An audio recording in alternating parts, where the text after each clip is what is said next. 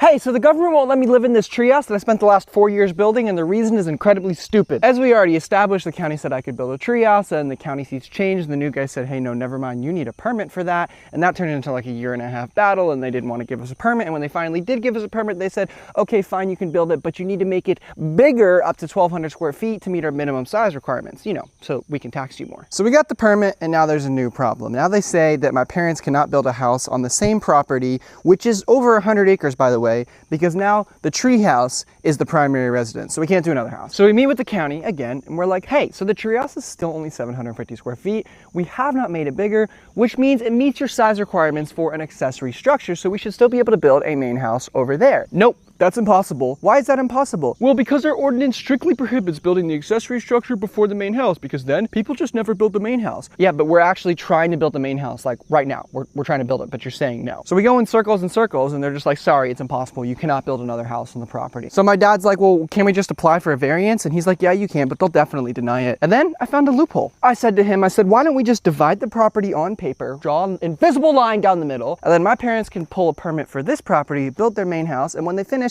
we can reassemble the properties and the treehouse becomes an accessory structure to the main house. Well, yeah, I guess that could work, but you can't get a certificate of occupancy for your treehouse until your parents' house is finished. Which means I can't live in it. Because in 2026, you need the government's permission to live in a house that you built. So we had to pay surveyors thousands of dollars to draw invisible lines across the property so that my parents can build on the exact same property. And then when they finish, we will pay them thousands more dollars to erase the invisible lines and put the properties back together. Otherwise, I have to nearly double the size of the treehouse. So in summary, I can't live in the treehouse because it's an illegal structure and it's not big enough. But if I make it bigger, then it's okay. But also now it's too big, so now my parents can't build a house over here. But if I draw an invisible line here, then they can build a house over here. But I still have to make the treehouse bigger. Unless I erase the invisible line after my parents' house is done, then the treehouse is okay. But I still can't live in it until my parents' house is done because you can't build the accessory structure first, according to the city ordinance, even though it's already done. So I guess my wife and I will just keep living in this leaky, mold-infested camper. And what makes this even more interesting is that they tried to jack up the property tax bill this year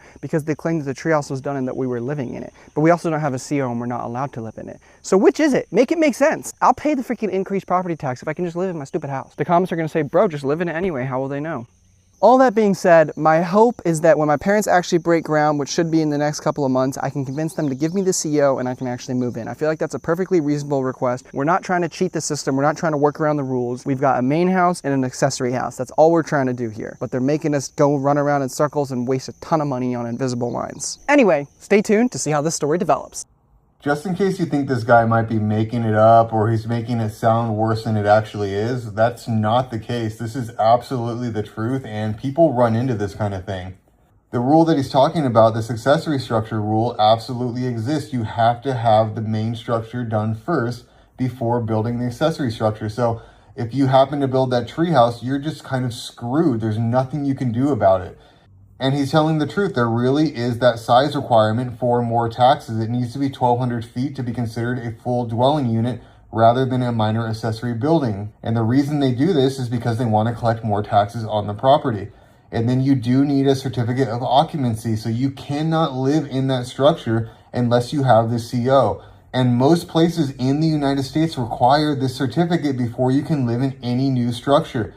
No certificate, that means it is illegal to occupy regardless of whether you built it or not and if it's on your own property.